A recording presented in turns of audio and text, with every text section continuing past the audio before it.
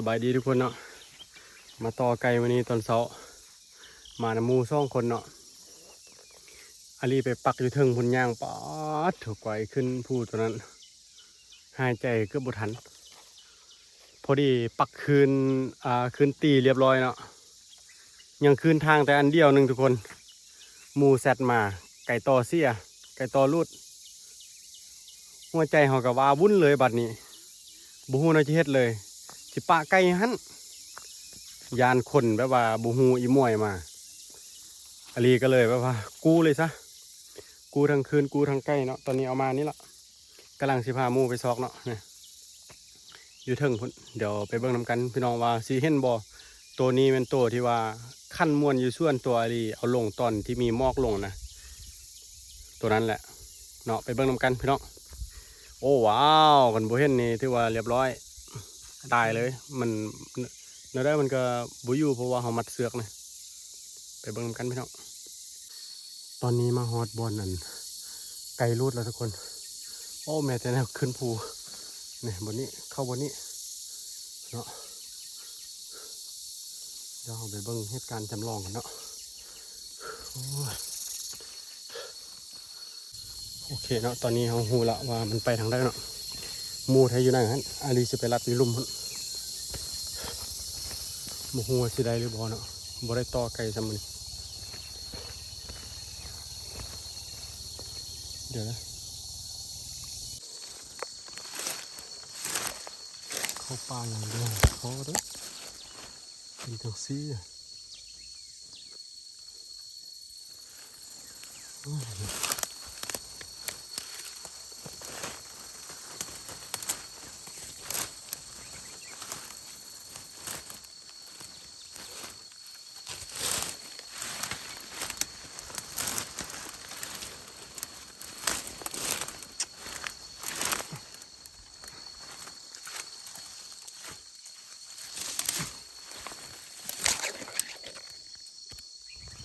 ลูกบอกลูกมีล้านบอกล้านเด้อนี่นะ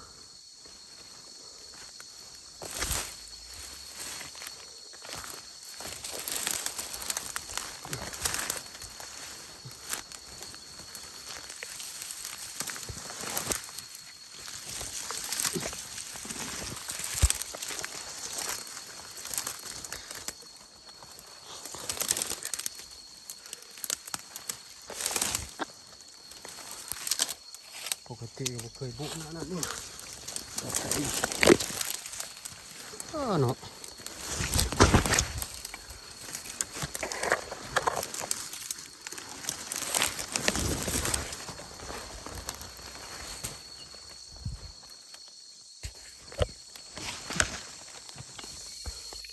ซอกเครื่องสมองโบจวบทุกคนอาลีเปิดเสียงไก่แม่กับโบได้ยินเหมือนขั้นเนาะมีแต่ตอนเช้ากับตอนแรงมานั่งพกมันเอามาฮอนนี่ก็เมื่อยแล้วไก่ยังไม่ได้กินข้าวเลยมันกินกล้วย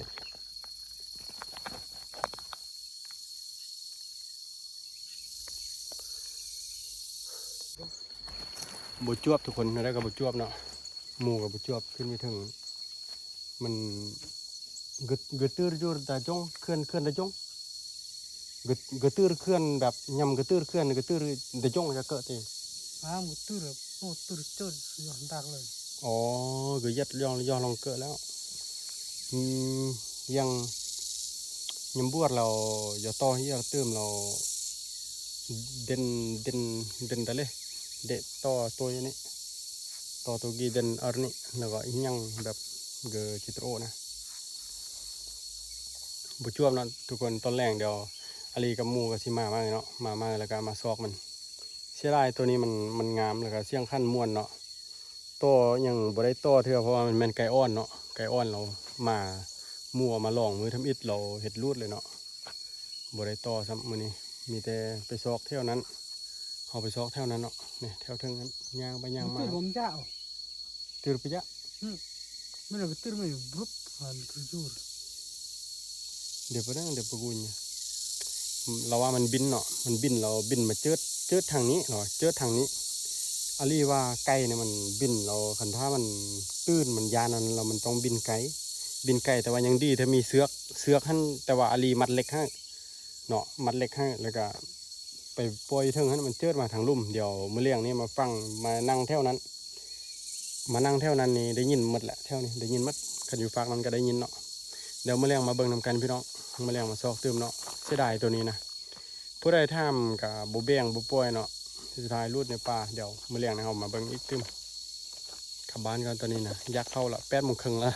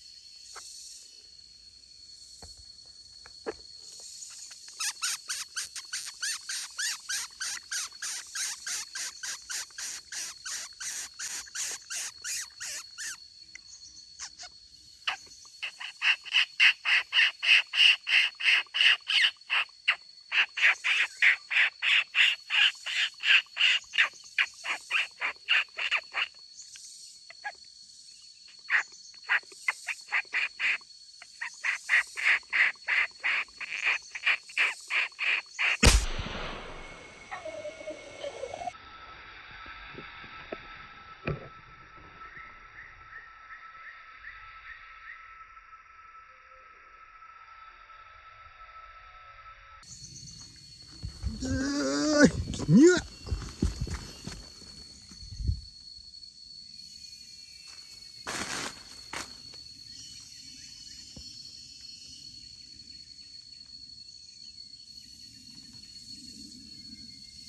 แล้วขี้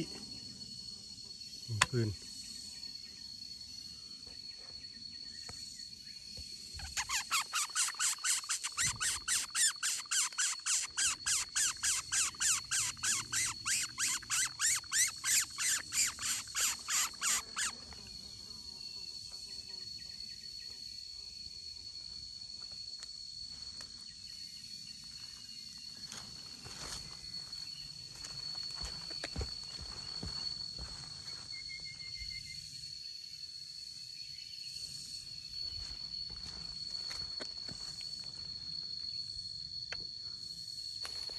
แล้ววับ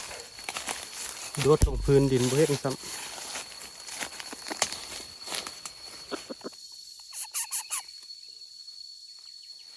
หอกตัวพวกนี้